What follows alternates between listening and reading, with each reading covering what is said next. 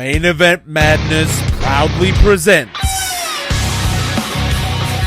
coming to you from the land down under, Sydney, Australia, and Naugatuck, Connecticut in the US of A. This is Wrestling's Rope Break.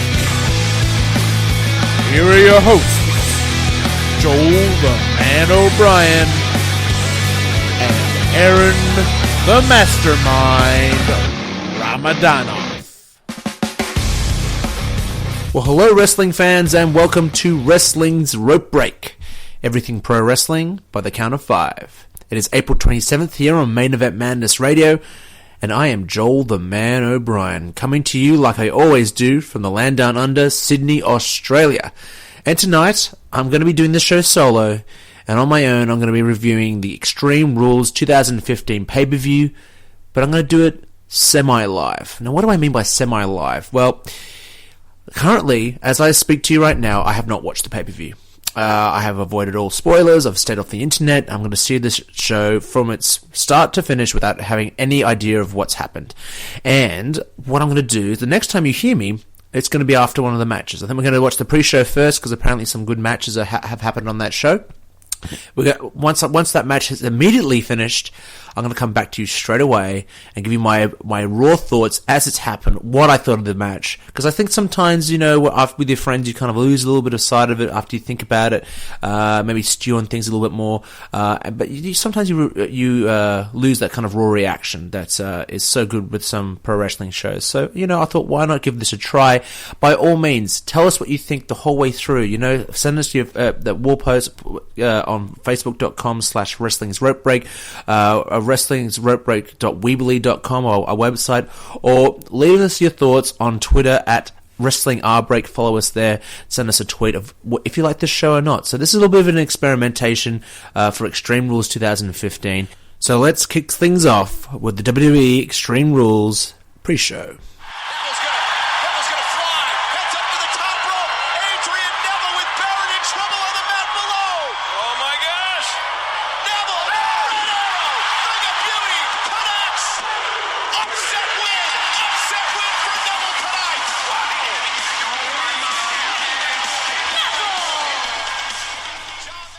So there you have the man that Gravity Forgot picks up a surprise victory, an upset. Michael Cole kept saying an upset. Let's not sell Neville like a underdog fluke winner. Let's try and push him as what he was, one of the greatest NXT champions of all time. But still picks up a win against Bad News Barrett in the opener. It was a good opener. I think it was solid. There was a lot of good things about it. I mean, when you put two guys like Bad News Barrett and Neville together, I mean, you're definitely going to get at least a good match, maybe even a great match. But this one was just a fine opener for the crowd. The crowd was really behind Neville, as they are in Chicago, as we already know. And you know, the hardcore of the hardcores usually find residence in Chicago. So yeah, I mean, like it was fine. It was really funny because I was just thinking during this match, like, you know, everyone's like, well, when these guys from NXT come up, there's always a plan. You know, we have a plan for them. We know what we're going to do with them. Why is Neville in the opener, and why isn't he kind of already featured on this pay-per-view? It kind of makes me scratch my head, and maybe they should be doing much more with this guy and have some kind of a direction for him. And the same goes for Bad News Barrett. I mean, the guy is so ridiculously talented. Behind the mic, he has become a really, really solid wrestler. He's got multiple moves in his arsenal. That Winds of Change, the Bossman Slam that he does, is just a great near fall spot that he always pulls at the right times. Really, really adds to a match. And yeah, I guess we'll get, you know, 2.5, 2 3/4 star opener. I mean, it's nothing really special, but it was a good match. There was one guy in the crowd, for those who watched the pre-show who hasn't seen it already. There's a guy, I think he might be in a Triple H shirt. He's absolutely losing his shit when Neville won. Just like shaking, bouncing up and down. They should have panned on this guy instead of him for a good 5 minutes. It was hilarious. But let's sink our teeth into why we're here. We're here for Extreme Rules. We're in Chicago. Let's get the first match out of the way, whatever it may be, from Extreme Rules 2015. No! What the? Wait a minute! Who the hell? What did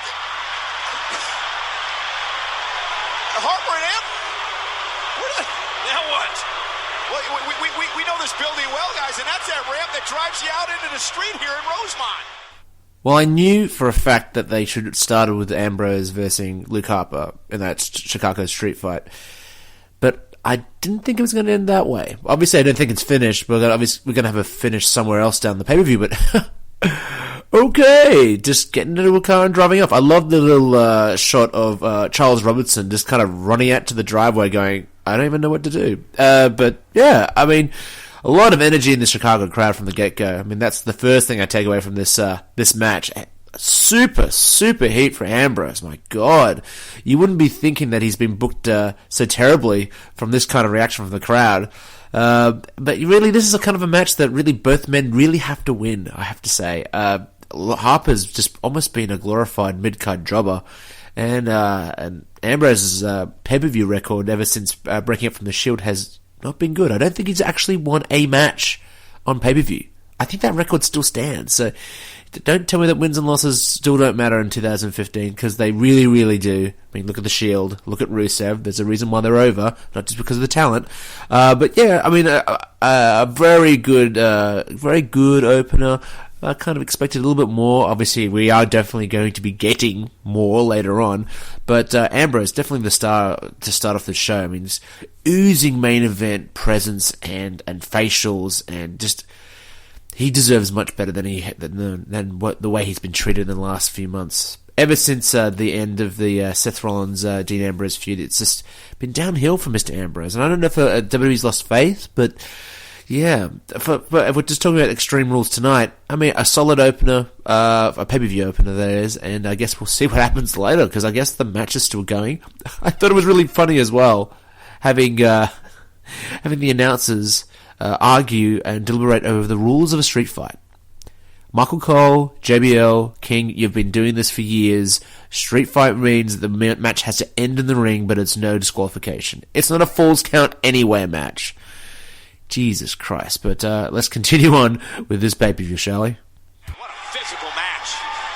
Yeah, because it's a very physical stipulation. Whoa, he's got him. Rolls him up, shoulders down this time, grab the leg.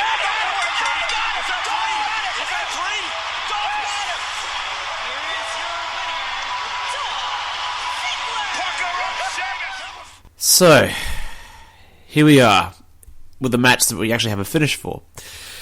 Sheamus and Dolph Ziggler. I had a lot of expectations for this match, and you know what? For the story that they told in the match, I thought it was quite good. Nowhere near as good as some of their great matches in 2012 for the world title. Was it 2012? Maybe 2011. Either or. They've had some really good matches in the past. This match told the whole underdog story, a lot of quick pins from Ziggler, flash pins, and of course that was the finish in the end. A lot of power, brute ferocity from Sheamus, and that was the driving force for this match, and for the post-match, and for everything else involved in this whole segment. It was a brilliant showcase of what Sheamus could do in a main event picture. But, of course, the overall booking, it just scratches my head, right? So you have Sheamus, he loses, right? He loses to Dolph Ziggler. So immediately I'm thinking, well, we can't have the heel, this heel that's just returned from like 4 months of injury. You can't have him lose his steam and have him like get his due straight away. So they do exactly what they should have done and had Sheamus win, but they didn't. So instead, we have Sheamus lose, so it just shows everyone that he can actually be beaten easily. But then a stipulation not actually followed through with in regards to Sheamus kissing Ziggler's ass. But in the end, Sheamus makes Ziggler kiss his ass anyway.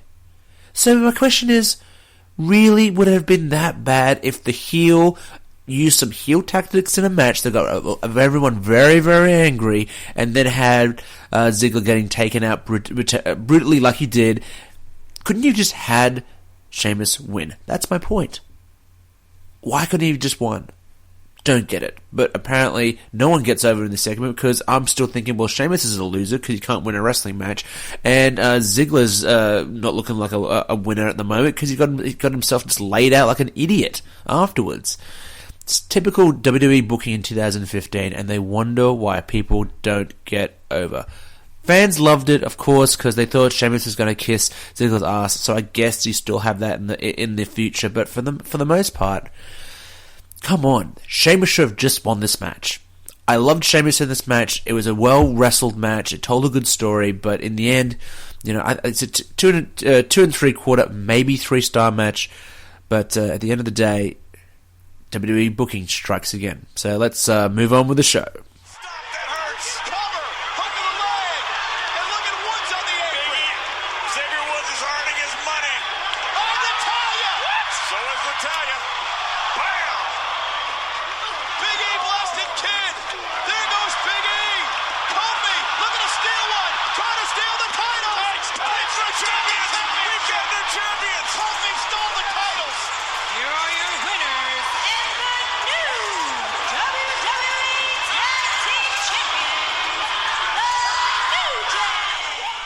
Oh my god.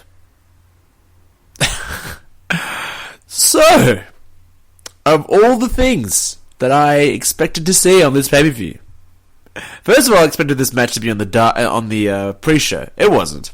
And now I understand why it might have been pushed to the main show. The New Day are the new WWE Tag Team Champions. I was watching this match, and I was just thinking, I need to leave my booking critique hat to the side for this match, because really the 4 guys in this match, they kicked ass.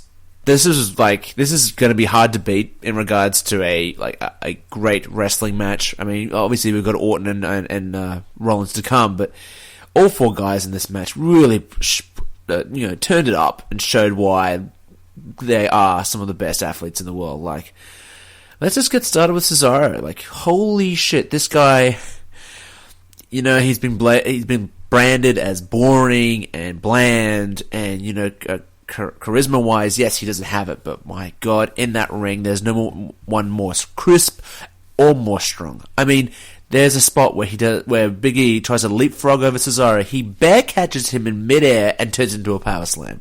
And then Kofi Kingston tries for his usual springboard high cross, but again, Cesaro just catches him in midair and delivers a backbreaker. This guy is absolutely incredible.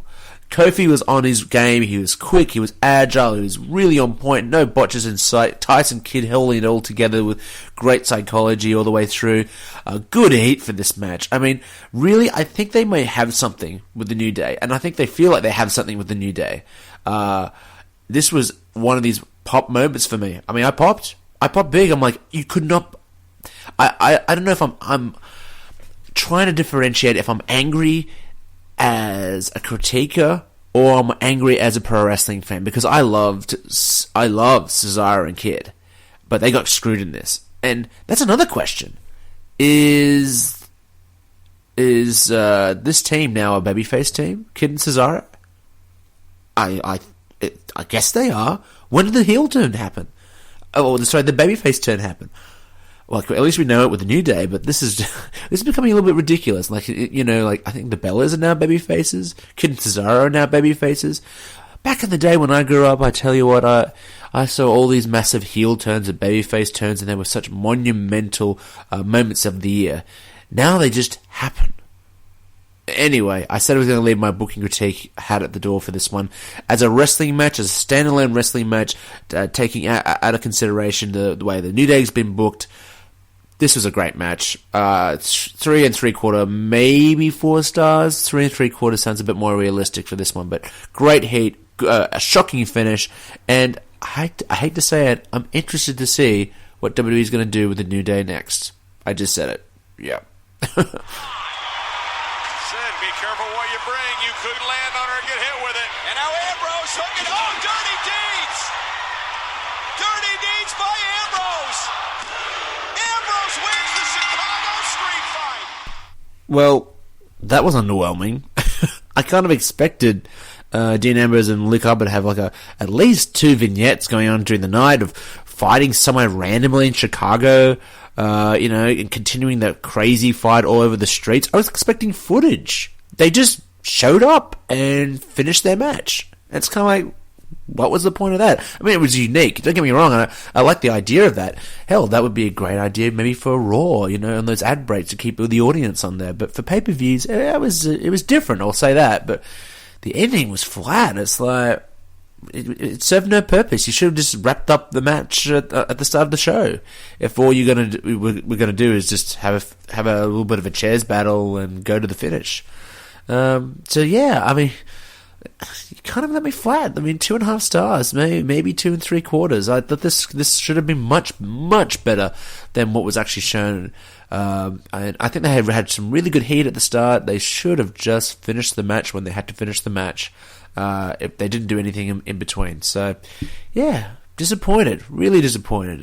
But Dean Ambrose gets his first pay-per-view win since like mid-2014. So, congratulations, Dean. So, hopefully this means, you know, momentum towards where he needs to be, and that is in the main event picture. 1 quarter remains. 1 quarter remains. That's it. 1 quarter.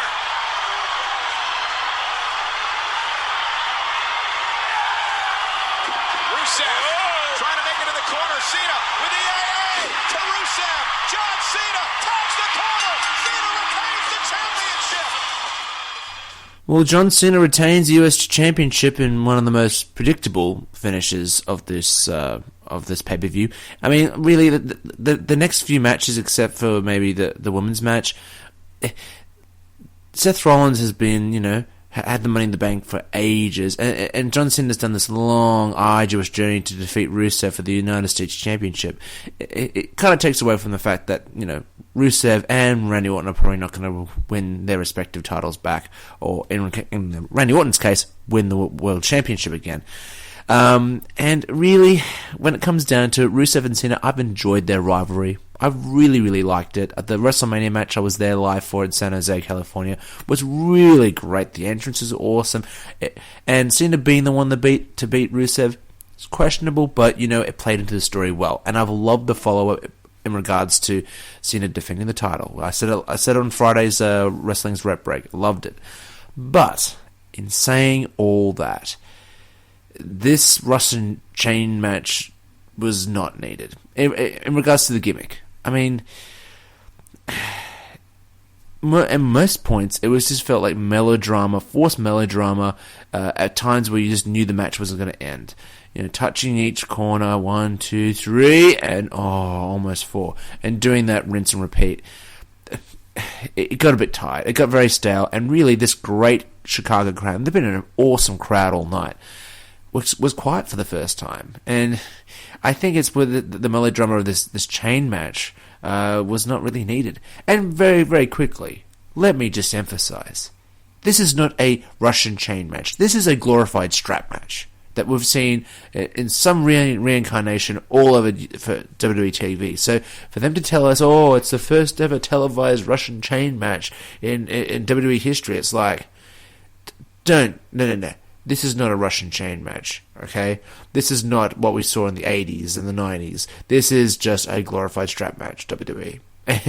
But when it comes down to the match, I mean, this is a 2.5, maybe 2, actually, no, it's a 2.25, maybe 2 stars. I just found this very, very boring. And it's a shame. I mean, the crowd made it. They got into it at the end, and that's great.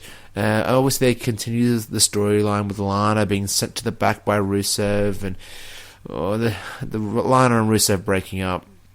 I mean, it's going to happen. We all know it's going to happen, don't we? But what does Rusev and Lana do when they're separated? What are they going to do?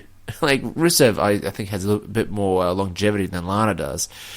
I'd be worried if I was in her shoes. But in regards to this match, Cena retains in a quite boring US Championship match, and that's a shame. So I'm very interested to see what they do with John Cena moving into the future, and in regards to this US Championship, because right now, yeah, it still feels just as important as it did at WrestleMania. So props to WWE for doing that, but in this regard, let's move on to bigger and better things, shall we?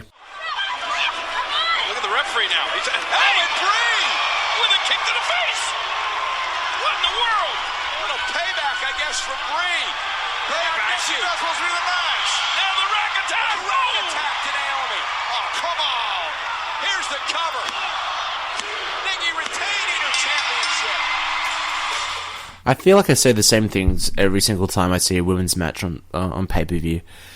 They tried hard, but they really didn't capture the fans' attention. But they really did this time around. I'm always very high on Naomi's like athletic presence inside the ring. I think she's got something. But what the hell is with her glasses? She was wearing these like fluorescent glasses that completely cover up like, half of her face. And it's like, why are you wearing fluorescent glasses? What is this meant to say about you? It was just so completely random. Considering the heel turns very much. I don't know. I really don't know. I'm thinking way too much about it. But when the first thing you think about if the first thing you think about with this match is the entrance attire, I don't know. I don't want to fault the ladies. I think they tried hard. I think Nikki Bella needs to start developing her character better. But again, this was a very bizarro match. It's like, so the Bellas are baby faces, like I said before at the start, that they're just good girls. But apparently Brie cheated to give her sister the win. Again, who do we invest in? Who should we invest in, and why? As long as pro wrestling can fill in the why, I'm a happy fan. In this case, I'm just confused, and really, matches just become matches in the end. So, I mean, two stars, maybe 2.25, maybe just 2 actually. Just good effort, but again, just lacking that fan connection. Maybe they need to develop characters better. Again, they did a good job with Nikki Bella as a heel, but now they didn't fulfill why she's a babyface. So, again, it's a cyclical kind of argument here tonight. But we still have Roman Reigns in the Big Show, and I imagine that's going to be next. Oh, boy.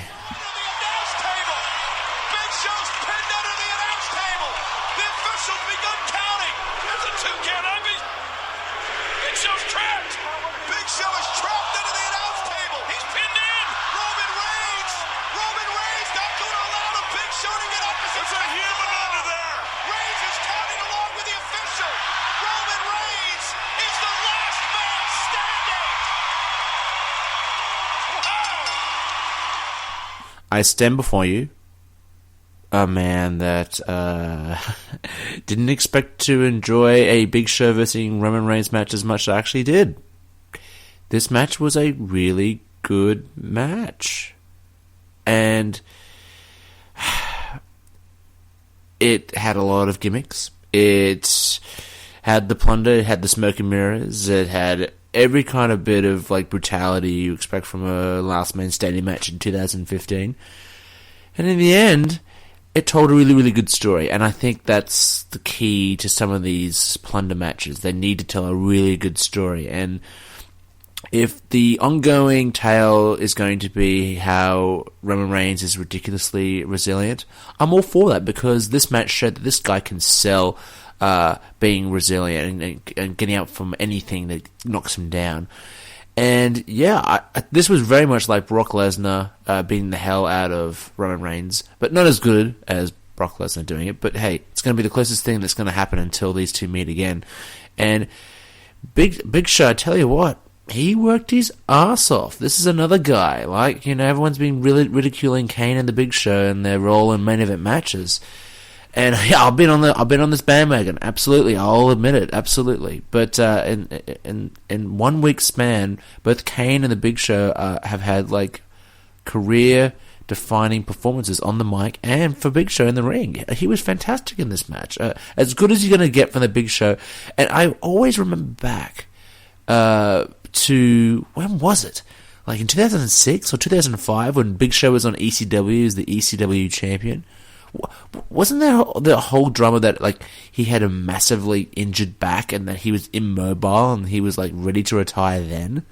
He was bouncing, but going through tables, just taking ridiculous amounts of punishment for a guy that I swear is like 5-6 years since then. Like, it's crazy. The Plunder obviously made this thing much easier to watch, but it's one of these situations where you wish that WWE didn't have to throw this match that we've already seen a billion times together. You know, like, can you imagine if we hadn't seen this before? Like, this would have been even better. But of course, you know, we have so many hours of TV to fill that we need to have these guys wrestle at least 4,000 times before the pay-per-view. But that's an ongoing argument. For those who have been following me from the get-go, it's one of my pet peeves. But let's not talk about pet peeves. But 3 3/4, maybe even 4 stars. Yeah, maybe this is like my match of the night.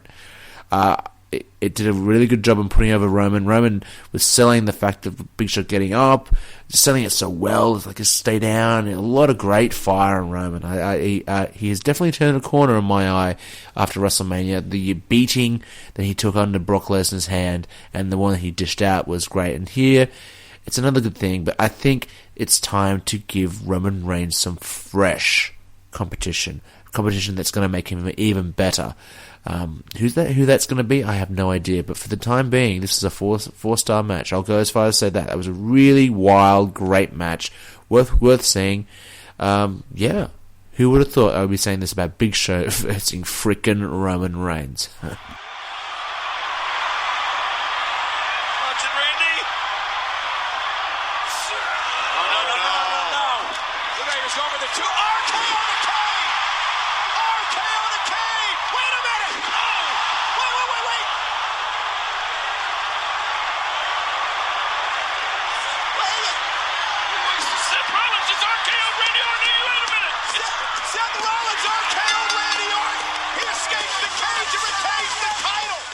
With an RKO of all things, Seth Rollins is still WWE World Heavyweight Champion. I'd say that was a very creative finish to a good but not great Extreme Rules main event. I think it's just Randy Orton and Seth Rollins. I think they're just destined to have good but not great matches. I think the closest we came to was like at WrestleMania 31, which was a good match that had a great finish, but it wasn't a great match holistically. I don't know what they miss, these two, but still, like, it was well worked. The crowd was into it, like, solidly. We had a lot of screwing around and schmozzing and all this random creative booking stuff. Maybe a little bit overbooked by the end of that match with Kane coming in and J&J Security. And I tell you what, if the end game is for Kane to turn on the Authority and go babyface, having finishes like this just makes us not care anymore. We've been through this so many times. They tease someone, like, they tease someone turning, right? Like, be it Kane in this situation, and they have those great moments where the fans want it. The fans want it so bad, and then they pull the rug from underneath us. Like, absolutely confirming by the time it happens, by the time the person finally turns, no one cares anymore. Like, look at Miz and Mizdow. Great example. There were so many times to pull the trigger on that, and when they finally did, no one cared because they had Miz beat the hell out of Mizdow so many times, and Mizdow do nothing about it. And here is Kane attacking Rollins, but then attacks Randy Orton at the same time. It's like, who cares? Like, and again, it's Kane in 2015 getting all this main event exposure, all this main event attention. It's crazy. Well, I'll tell you what, that's the end of this pay-per-view. We're done. No real surprises in the main event. Obviously, a big surprise in the tag team division with new tag team champions in the New Day. I mean, this pay-per-view was alright. I mean, sorry, the main event. What do I give the main event first? I mean, it's a 3 1/4 star match. It was a good, solid main event, but again, nothing really special to write home about. Predictable finish. There was no way that Rollins was going to lose. But the Roman Reigns match, you know what? Maybe it wasn't the best match on the show. I think it goes to the New Day match. That was legitimate excitement, a legitimate surprise in the New Day winning. And Cesaro and Kid really on the rise to becoming a great tag team. Sheamus and Ziggler was great, for albeit a very short match. But yeah, I mean, do we give grades for pay-per-views? I guess I'd give it a B-, maybe. I don't know. It was an okay pay-per-view following WrestleMania. So if you're on the fence about seeing it and you don't have the WWE Network, again, I don't know what the hell's wrong with you. Just get the WWE Network and just check it out for this month alone, because it was free, for God's sake. But yeah, Raw tonight, by the time this airs. So yeah, we've got the King of the Ring, apparently is going to be in progression for this week. A lot of stuff on the WWE Network to check out. The Stephanie McMahon, Chris Jericho interview. It looks like we've got a really good Roman Reigns interview on the horizon, which I'm interested to see. A lot of reasons to sign up for the WWE Network. I'll give WWE props for giving us a great lineup of things. Maybe not so much the Too Hot for Handle show with Jerry Springer, but everything else seems pretty good. Yeah, the finals of the King of the Ring are going to be played on the network as well, so a lot to look forward to this week. But that's all we're going to have time for tonight in regards to Extreme Rules. We will be back Saturday, 9 p.m. Eastern, for Wrestling's Rep Break, the usual Wrestling's Rep Break, with me and Aaron the Mastermind Ramadanov talking the state of the NXT address and the state of Impact, TNA Impact, the fledgling promotion that's got a lot of talent, but they're kind of a little bit in flux at the moment. We're going to be discussing what's good with them, what's bad with them, plus the quintessential podcast, plus and the next installment of the Monday Night Wars Re-Grilled. A lot to look forward to in the coming weeks. So I hope you enjoyed this tonight's show in regards to Extreme Rules. We will be back on Saturday at 9 p.m. Eastern. So until then, good night, everybody. Thanks for downloading Wrestling's Rope Break. Want to keep up to date with future episodes of the show? Answer our weekly questions, interact with Joel or Aaron, or just go somewhere to discuss good old pro wrestling. It's easy. Start by following us on Twitter at WrestlingRBreak, then like us on Facebook at facebook.com/WrestlingsRopeBreak. Finally, bookmark and visit our website at www.wrestlingsropebreak.weebly.com. Wrestling's Rope Break. Everything pro wrestling by the count of 5. We will see you next week.